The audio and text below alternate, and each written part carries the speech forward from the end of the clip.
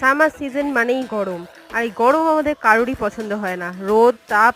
কিন্তু সামার সিজনের যে ফ্রুট, এইটা আমাদের খুব পছন্দ। তরমুজ নিয়ে আজকে আমি এসে গেছি। আমার তরমুজ খেতে দারুণ লাগে।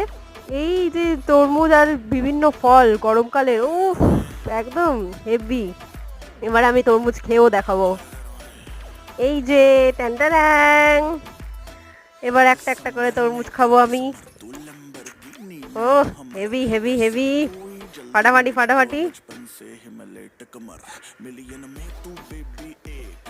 তোমরা খাবে নাকি তরমুজ? অসাধারণ খেতে, ও দারুণ ফাটাফাটি।